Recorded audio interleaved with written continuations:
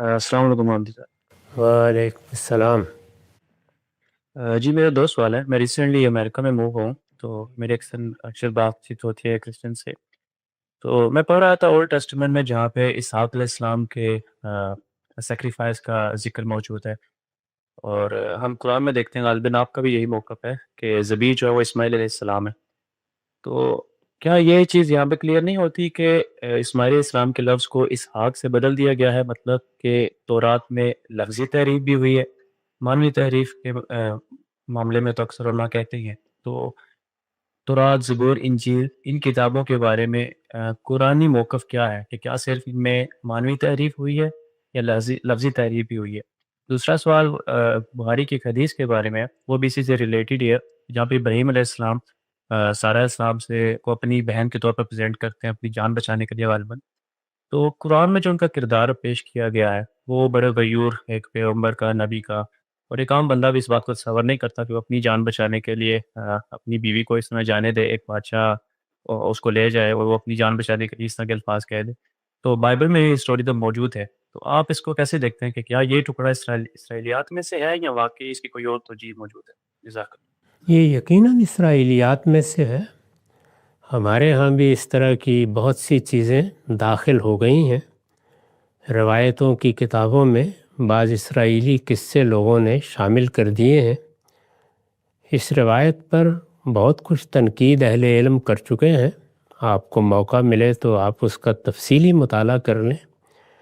ہمارے عہد میں مولانا سید ظفراللہ صاحب مودودی نے بھی بڑی وضاحت کے ساتھ اس روایت پر اپنا نقد پیش کیا ہے۔ استاد امام نے بھی اس پر متعدد مقامات پر اظہار خیال کیا ہے، اور خاص طور پر قرآن میں جو اس کے بعض حصے زیر بحث آئے ہیں، وہ آپ تدبر قرآن میں بھی دیکھ سکتے ہیں اور تفہیم القرآن میں بھی دیکھ سکتے ہیں۔ میں نے بھی اپنی تفسیر میں اصولی موقف بیان کر دیا ہے۔ یہ چیزیں چونکہ وضاحت کے ساتھ لکھی جا چکی ہیں، تو ان کو اب وہاں پڑھ لیجئے۔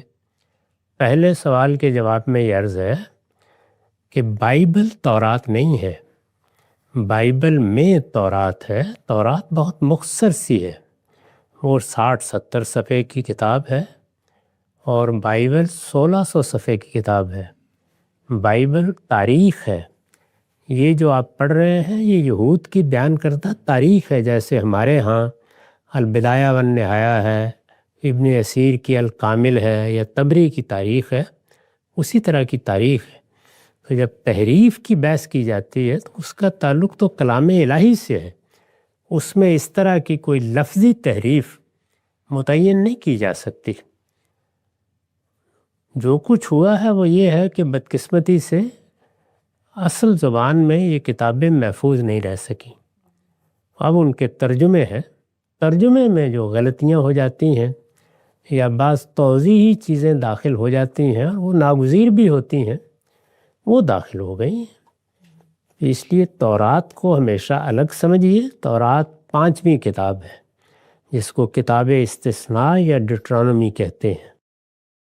ان کتابوں میں یعنی گنتی میں، خروج میں، اسی طریقے سے اخبار میں ایک ترتیب کے ساتھ تاریخ بیان ہوئی ہے۔ اس کے درمیان میں نزولی ترتیب سے تورات بھی آ جاتی ہے، لیکن وہ ساری تورات نہیں۔